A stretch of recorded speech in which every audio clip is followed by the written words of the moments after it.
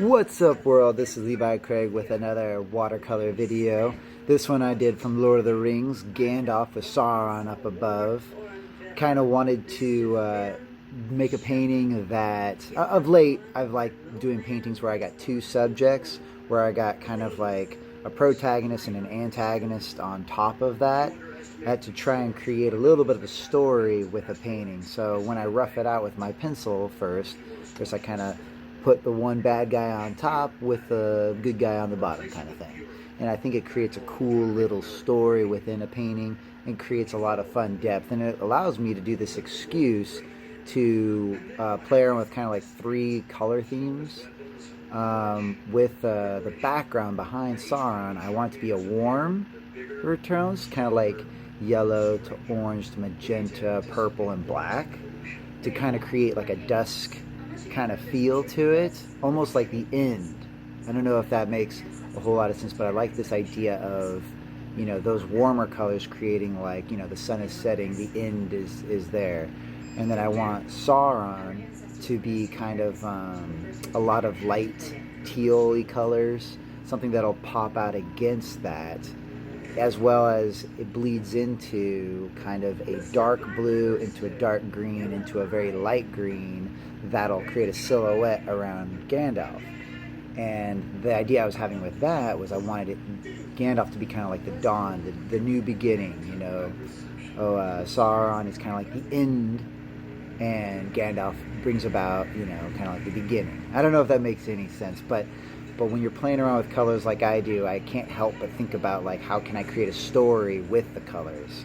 And as you're seeing right now, it's like I've created kind of like a rough transition of colors, which is kind of neat. You know, you see the background behind Sauron is, you know, got that yellow to orange to red, which is kind of dusky and malevolent almost. And then you get into all these cooler colors around Gandalf. Off that seems a little bit more pleasant, I guess. I don't know. That's the feel that I'm going for. We'll see if it works out or not. Right now, with you know, the first pass that I did on Sauron's helm, I kind of did like a lot of light teal colors, kind of a splash of green and purple and pink in there. And now I'm going in with a finer brush. This one I kind of like a lot. It's a you know, it's called a Zero from Artist Lofts. It's pretty good for doing some of those finer details. You can get in there and really do it. Although, you know, you always got to keep the tip wet, and you always got to, and I do this a lot. I dry out the brush a lot with my fingers. I kind of wipe off, you can't see it that well in there, but a technique I like to do is I like to keep the tip nice and pointed so that I can get in there with some of those fun details. I mean, if you get good enough, you can do a pretty good job just with this size 6 brush, although this one's called the size 4 from Grumbatcher. I like these ones a lot because they've got a long, kind of a long hair, you know, almost a full inch of brush to play around with. It holds a lot of water, gets in there for some of those fun details. Allows me to do those drips that I'm working on right now pretty easily too. I love the drip aspect of watercolors. I think creates that depth that I really feel, you know, it creates a nice atmosphere or tone to the piece. You know, when I'm creating this art, you know, I have an overall idea of what I want to do, and that's to tell a story a little bit as well as give people energy, and that's kind of like that explosion technique that I really like in the bright, vivid colors. And once again, just so you know, I've mentioned in my other videos, but when you lay on the watercolor paint heavy enough, you can blow on it very easily to create that splattering effect. You could also draw out the splatters to create, you know, a much different texture, but I like the organic nature of air and water, because when you're using those two like that, you create a look that almost feels not necessarily natural, but not constructed. And I think that raw kind of feel to it gives it a whole new vibe.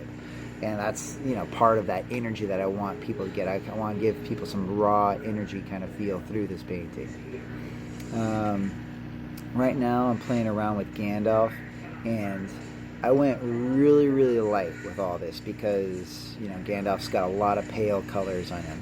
Kind of was playing around with a lot of light blue, that light cobalt blue, into a light forest green, into a light purple.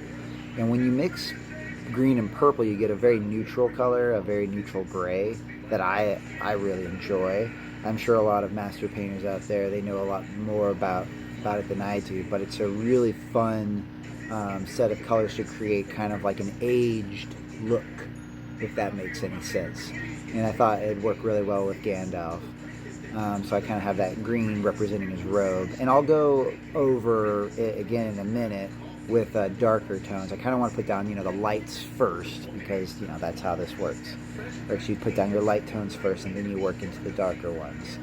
I have a staff over there. It kind of did like this fun orange to blue, and I thought it'd be kind of fun to mix around with those two complements to create more neutral tones that are more aggressive. I think when you have such a warm color like orange hitting a cooler color like blue, you get a really fun clash of energy, which I kind of wanted for his wand, being that it's like a magic element or whatever. Right now I'm pretty much done with this piece. I've got a lot more drips to do. I feel like I should have hit Gandalf's face with more dark purple, but I got kind of lost in all the details of his face, and I was trying so hard to make it look like him. And I think I did an okay job. I love Sauron. The Sauron turned out really cool. I love that sunset behind him with all those blue, armor pieces that really make that guy look malevolent.